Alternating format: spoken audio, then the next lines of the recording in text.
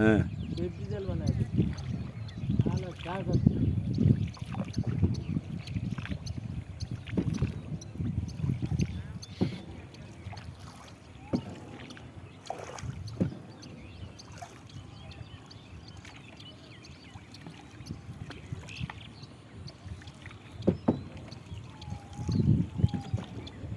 কত দূর বৌদির গাছ কত দূর?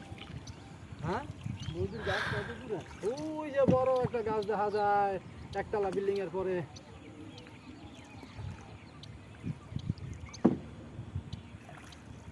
ও কাকা কি মাছ বাঁধে বাবু?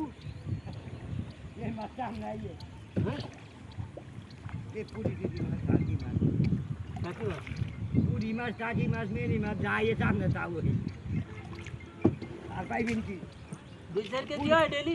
পুরি দোয়া না বলছি 2-4 কেজি হয়? আরে না রে বাবা রে আরে আসুক দিয়ে মাছ তাহলে পাবই না তাহলে আসুক কি একটি 3 দিন ধরে সমস্যা বেশি না? সমস্যা বেশি পানি পচা লাগি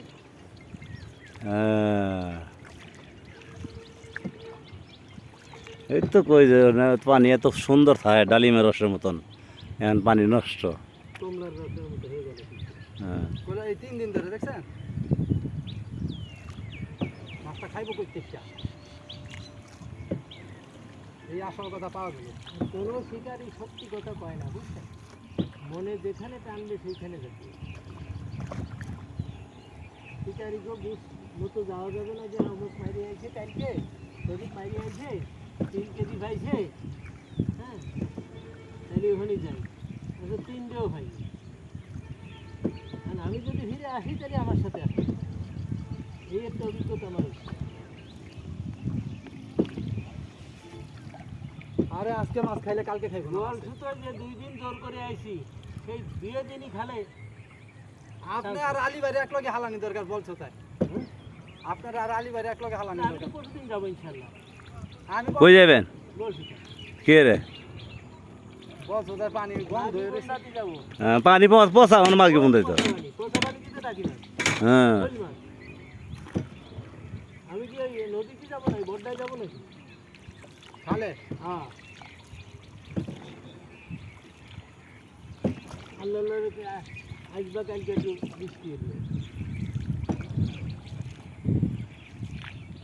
জায়গা দেখে আইছি না, ওই কবরস্থানের থেকে আরো সামনে যাই আরেকটা কালভার্ট আছে, ওরে জায়গা রে বুঝছেন, বিউটিফুল জায়গা।